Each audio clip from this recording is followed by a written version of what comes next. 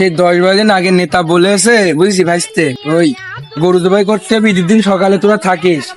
এখন নামাজ পড়ে তো নেতাকেও দেখছি নি কেউ, নেতার গরুও দেখছি নি কেউ। আবার নেতা ফোনও ধরছে না। আমি আবার ছেলে পেলে বলি থইছি ঈদের দিন সকালে তোরা সব আমার সাথে যাতে হবে। নেতার গরু আছে একটা, গরু জবাই মবাই করে দিয়ে আসবো। নেতা তো সেই দেখছি। আমার মনে হচ্ছে যে নেতা অকাম ঠাপা মানে এই বাগান বাড়ি মানে বসে রয়। তাহলে চ তো দেখি তো বাগান বাড়ি থাকে নাকি। অকাম ঠাপা মান সম্মান তো থাকলো না এখন লোকজন এটা।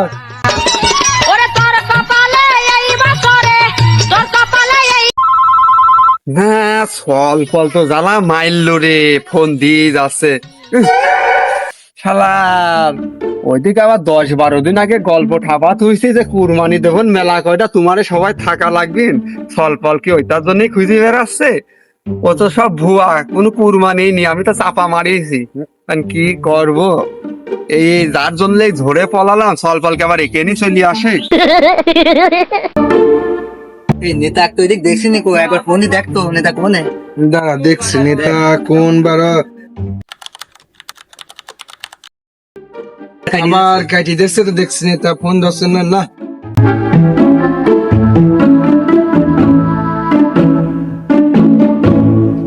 না, এই ফল ফলের জ্বালাই তো একটু সেই রিল্যাক্সে যে বাগান বাড়ি বসে থাকবো তাও তো কায়দা নেই না।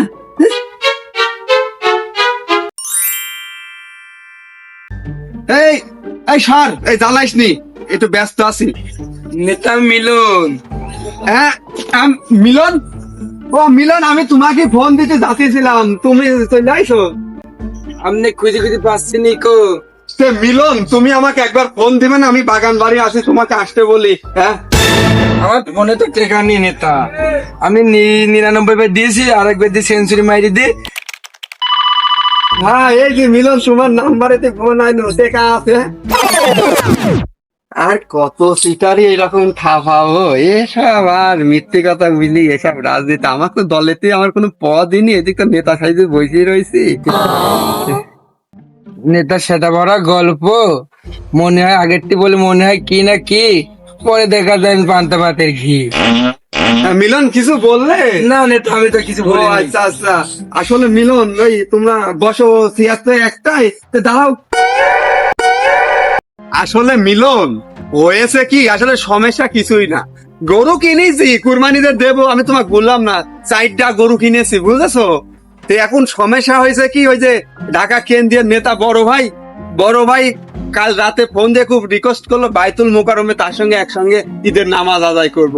এই জন্য তো আমি কুরবানিটা অমিট করে দিয়েছি। তাহলে ওই 4-5টা যে কষাই যে ঠিক করতে করলেন, আপনার কথা শুনে কেউ আসতে চায় না। আমি ওই কষাই মধ্যে তো, হ্যাঁ আমি কষাই গুণ আনিয়েছি। ও আর এখন 5,000 টাকার হাইছি।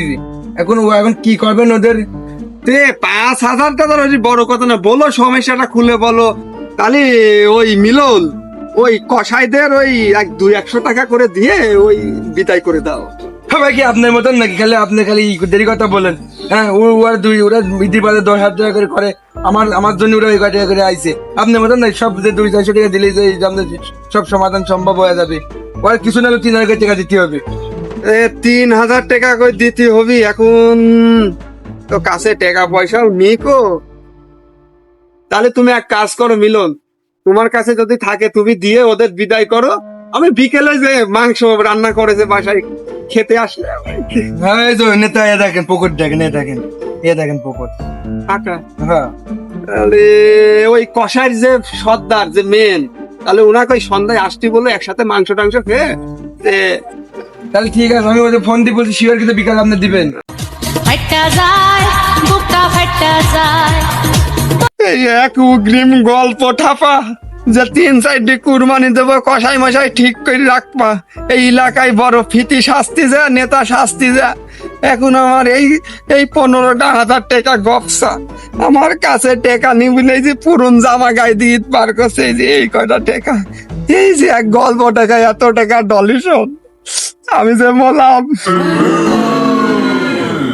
কোন যাচ্ছেন নেতা, আর বসবেন না? এই সুকার, আমার সাথে আর কথা কবি নি।